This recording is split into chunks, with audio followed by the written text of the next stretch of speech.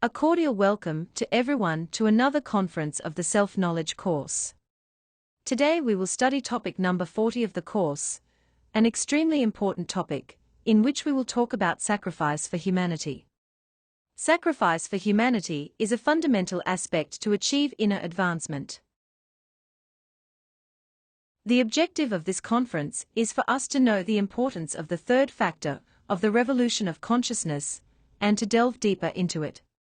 Throughout the conferences we have seen that, to achieve the revolution of our consciousness, to awaken 100% of it, and to achieve the intimate self-realization of our being, three factors are required, which are what make this possible.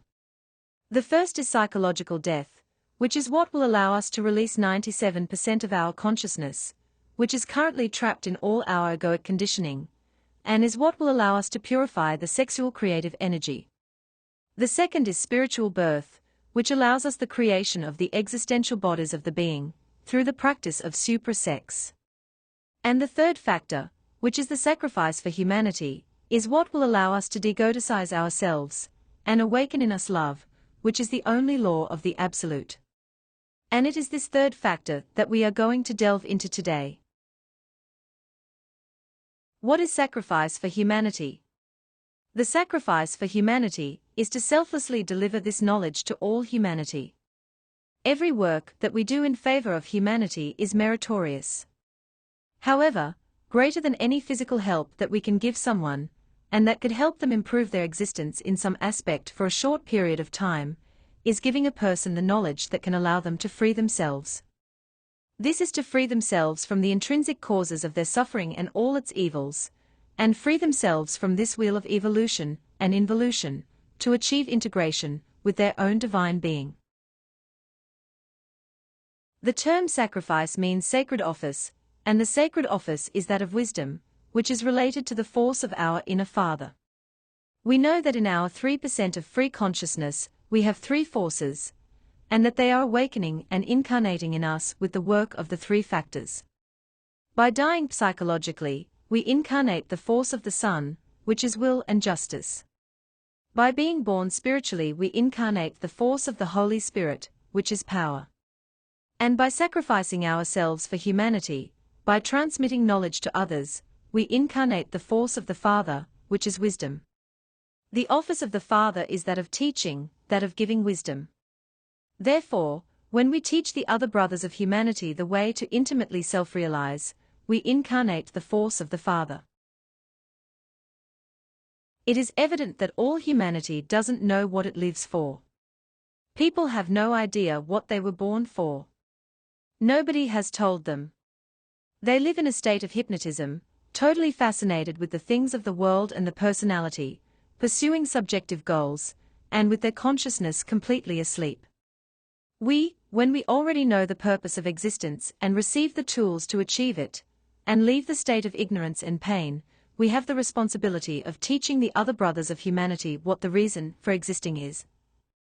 We have the responsibility to teach them why they were born, what are the possibilities of being, and how they can integrate with their being.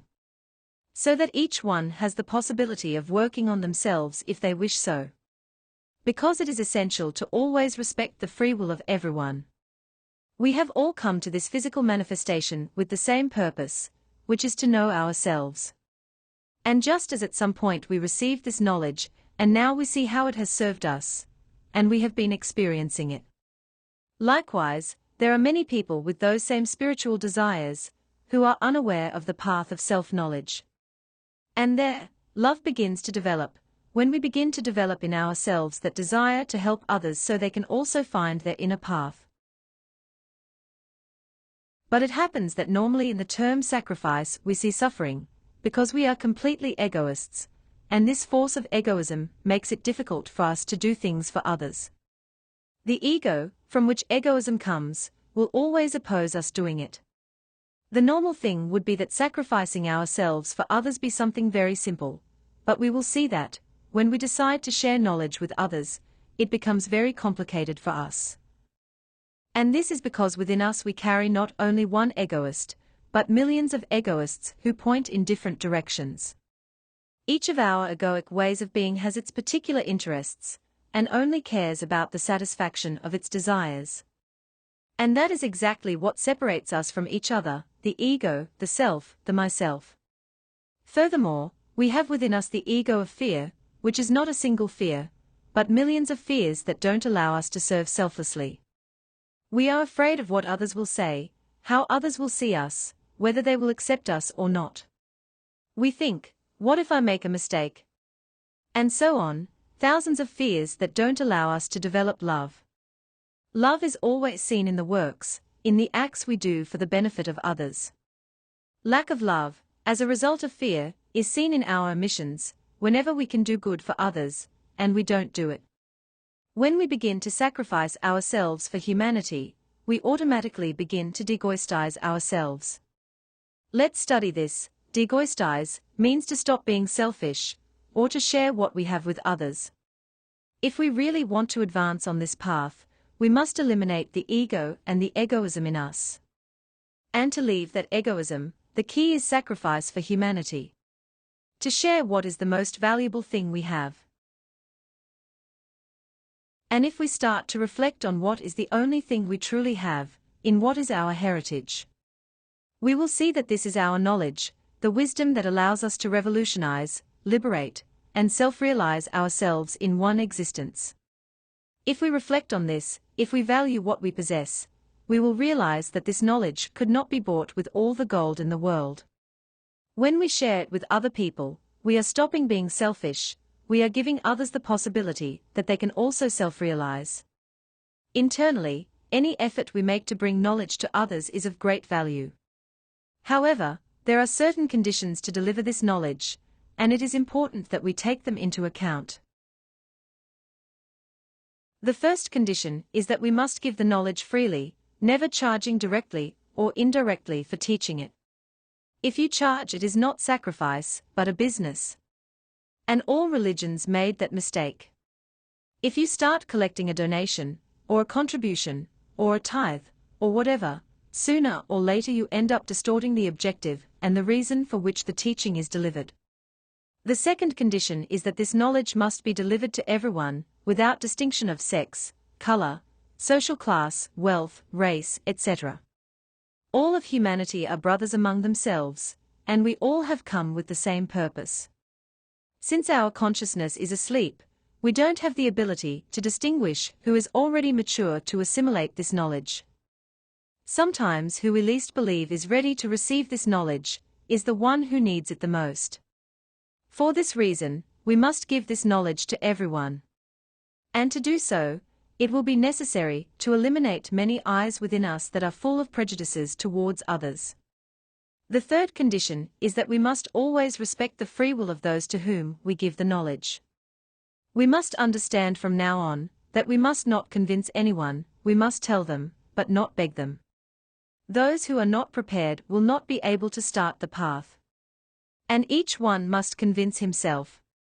And the fourth condition is to deliver it pure, without adding other things that are not from this knowledge. These are 3 factors and nothing more. We must not modify it, we are asleep, and we cannot alter what awake beings organized. Each of the clues, given in each of the themes for the awakening of consciousness, were ordered for that purpose. We must not take away or hide anything from it, as this would be adulterating it. Nor should we mix it with other knowledges, since this would also adulterate it, and it would no longer be this knowledge, but something different. So, those are basically the conditions when we sacrifice ourselves for humanity, giving others this knowledge pure, free of charge, and giving it to everyone without distinction, and always respecting their free will. We can see that it is a duty to share this knowledge with everyone. But let's look at some of the reasons to sacrifice ourselves for humanity, and reflect a little on each of them. We were talking about the importance of becoming unselfish. To overcome selfishness and fear. Fear keeps us vibrating at the lowest levels, and selfishness separates us from each other. Therefore, if we want to ascend to ever higher levels of consciousness, we have to begin to vibrate with the law of love, but love is in the works we do. Love is not in telling another that we love them, or in feeling very nice things about another person, but in the conscious effort we make to try to help them. This is a work of love, and a work of love is fueled by love. If we don't do conscious works for others, we don't awaken love. And each of the sparks of consciousness that we release with psychological death must awaken love and learn to serve. Another important reason to sacrifice ourselves for humanity is to have divine law in our favor. Those who love, those who seek to help others, are internally helped. Since what one gives, one receives. Likewise, if we want wisdom, we must give wisdom. If we want to awaken consciousness, we must try to help others to awaken consciousness. On the other hand, he who has, and doesn't give of what he has, even the little he has is taken from him. And when you already have knowledge, you have a responsibility, and that responsibility is to share it. The selfish act of having knowledge, of having light, and not sharing it with others, generates a karma, and that karma is blindness. Normally blindness is the karma of those who had knowledge and hid it, so they also hide the light from them, because light represents wisdom. Another reason to sacrifice ourselves for humanity, and it is a very important one, is that through sacrifice for humanity, we make the merits of the heart that allow us to advance in this work. Sacrifice allows us to advance faster in the process of creating the existential bodies of the being, since a person who sacrifices himself for humanity can be born 10 times faster than an egoist. It also helps us move faster in the work of psychological death, since each of our psychological defects has its own karmic debt, and if we want to eliminate them, we will have to pay what they owe. Therefore, if we are generating Dharma by helping to others, we will not get stuck when in the process of eliminating a defect. And as we saw in the conference on the laws of karma and Dharma, every time we allow our defects to manifest, instead of consciousness, we are generating karma, since our eyes always lead us to make mistakes, to harm others and ourselves. And if we want to do the work of liberating ourselves in this existence, we must pay the karma from 7 existences.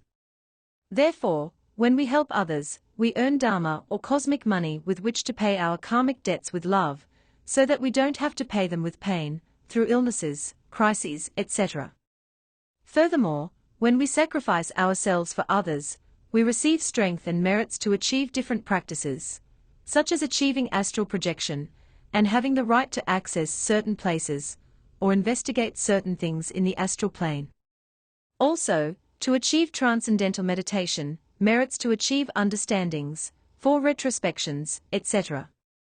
Also, with this we make the merits to deepen in this knowledge, since making the effort to understand and study the topics, and making the effort to teach them, helps us to understand them better and better, and help us to ensure that knowledge is not forgotten. And so, we become increasingly deeper in the knowledge, while we awaken our consciousness. Sacrifice for humanity also helps us not lose strength, and not fall into entropy. One may believe that having seen these topics once is enough. But the truth is that every time we look at each topic again, we see it from a higher level of understanding, and our being allows us to understand more and more aspects of the same topic.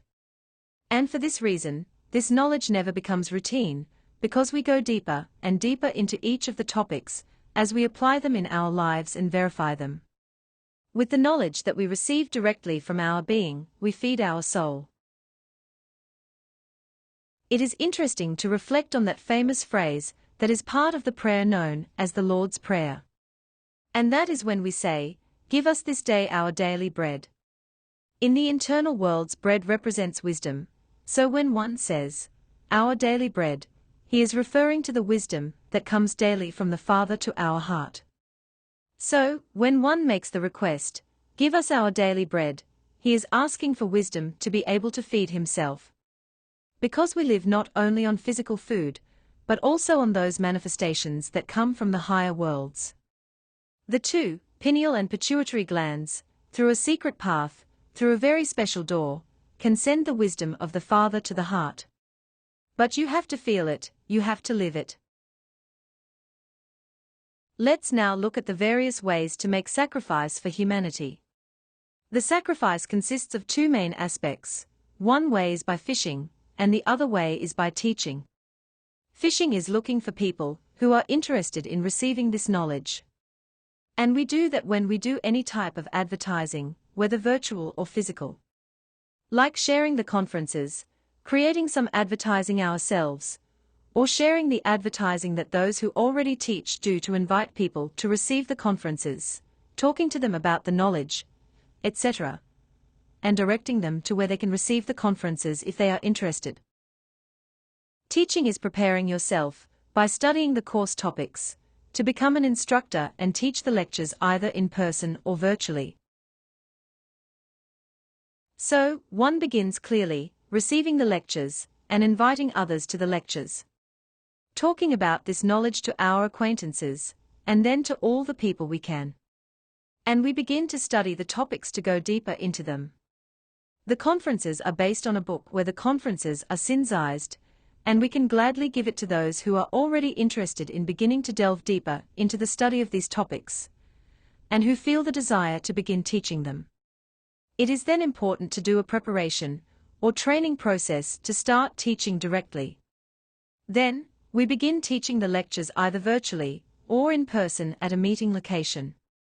And so, we are spreading the knowledge, first locally, and then we are taking it to more places, to other countries, etc.